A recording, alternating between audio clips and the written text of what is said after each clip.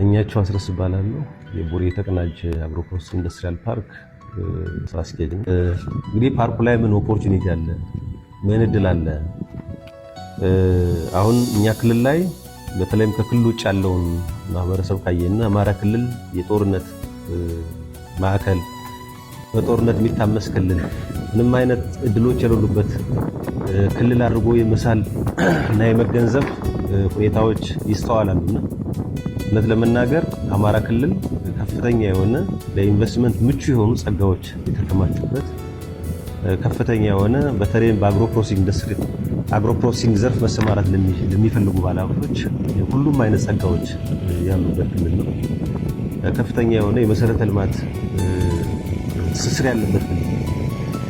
ከዚህ ውጪ እዚህ ኢንዱስትሪ ፓርክ ብናይ ዓለም አቀፍ ደረጃቸውን የጠበቁ መሰረተ ልማት የተዘረጉለት ደረጃቸውን የጠበቁ የአስፋልት መንገዶች፣ ኢንዱስትሪ ፓርኩ የሚያስፈልገውን የውሃ አቅርቦት፣ የቴሌኮም ሰርቪስ እና ሁሉም አይነት መንግስታዊ አገልግሎቶች የተደራጁበት ኢንዱስትሪ ፓርክ ነው።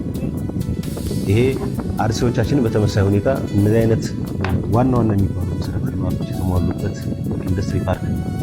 ከዚህ ውጭ ትርፍ አምራች ከሚባሉት በሀገራችን ትርፍ አምራች ከሚባሉት አካባቢዎች አንዱ ይሄ ቀጠና ነው። የደቡብ ምዕራብ አማራ ብለን የጠቀስነው ቀጠና ነው። የሚፈለገውን ያህል የግብርና ምርት በሚፈለገው መጠን ጥራትና ጊዜ ማቅረብ የሚቻልበት አካባቢ ነው።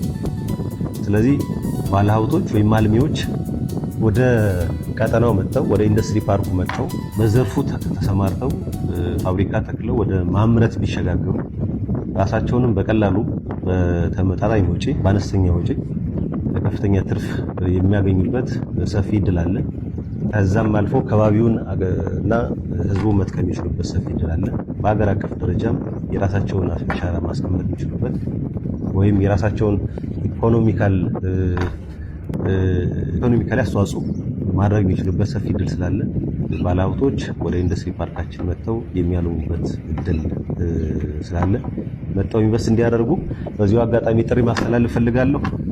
በዚህ ዘርፍ መሰማራት ለሚፈልጉ ባለሀብቶች በአሁኑ ሰዓት ከ55 ሄክታር በላይ የለማ መሬት ሁሉም አይነት መሰረተ ልማት የተሟላለት የለማ መሬት ስላለ ይህንን እድል መጥተው እንዲጠቀሙበት በዚሁ አጋጣሚ ጥሪ ማስተላለፍ እንፈልጋለን። እንግዲህ ተግዳሮቶችን ካየን ናምበር 1 የነበረው ተግዳሮት የጸጥታ ችግሩ ነው።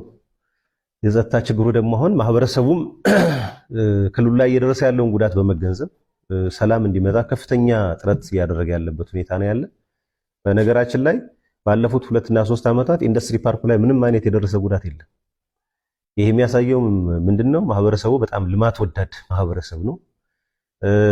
እንዲህ አይነት የህዝብ ሀብት የሆኑ ጉዳዮችን ተቋማትን ራሱ ማህበረሰቡ አብሮ ነው እየጠበቀ ለዚህ ደረጃ ያበቃቸው። ስለዚህ ጸጥታ ችግሩም አሁን እየተሻሻለ ያለበት ሁኔታ ስላለ ከፍተኛ የሆነ አንጻራዊ ሰላም እየተፈጠረ ስለሆነ እዚህ ያሉትን ባለሀብቶች ያለምንም ኮሽታ እየሰሩ ስለሆነ ባለሀብቶቹ ነፃ ሆነው መጥተው ወደ ልማት መግባት አለባቸው። ያው በክልሉ በኢንዱስትሪ ፓርኩም ላይ በክልሉም ላይ ተጽዕኖ አላሳደረም ማለት አይቻልም። እሱ አንድ ተግዳሮት ነበር ማለት ይቻላል። ሁለተኛው የኃይል አቅርቦት ችግር ነው የነበረው። እሱን የኃይል አቅርቦት ችግር ለመፍታት እንግዲህ የፌዴራል መንግስትም የክልሉ መንግስትም የኛ አማራ ኢንዱስትሪ ፓርኮች ልማት ኮርፖሬሽንም ተቀናጅተን በመስራታችን አሁን የተቋረጠው የሳብስቴሽን ግንባታ ስራ ግንባታው በጥሩ ሁኔታ ላይ ያለ። እንግዲህ በዚህ በጀት ዓመት መጨረሻ ላይ ኦልሬዲ የሳብስቴሽኑን ግንባታ ስራ በተለይ ዋናውን ሳብስቴሽን ግንባታ ስራውን አጠናቀን ሐምሌ ነሐሴ አካባቢ ኢነርጃይዝ ለማድረግ ጥረት እየተደረገ ነው።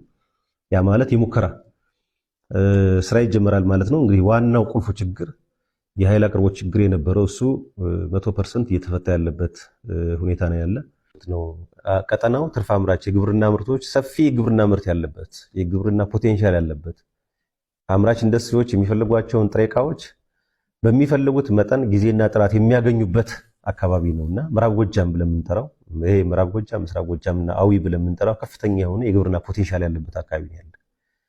የጥራጥሬ ሰብሎችን ፕሮሰስ ማድረግ ቢፈልግ ሰፊ የሆነ የጥራጥሬ ሰብሎች ክምችት ወይም ምርት ያለበት አካባቢ ነው ያለ። የቅባት እህሎች ላይ መሳተፍ የሚፈልግ ሰፊ የሆነ የቅባት እህሎች ያሉበት ቀጠና ነው። በሚልክ ኤንድ ሚት ፕሮሰሲንግ ወይም በስጋና ወተት ማቀነባበር መግባት የሚፈልግ ከፍተኛ የሆነ የስጋና ወተት ማቀነባበር የሚቻልባቸው ግብአቶች ያሉበት አካባቢ ነውና ሁሉም ለኢንዱስትሪ የሚያስፈልጉ ግብአቶች በስፋት የሚገኙበት ቀጠና ስለሆነ አልሚዎች ይህን እንደ አንድ እድል ማየት አለባቸው።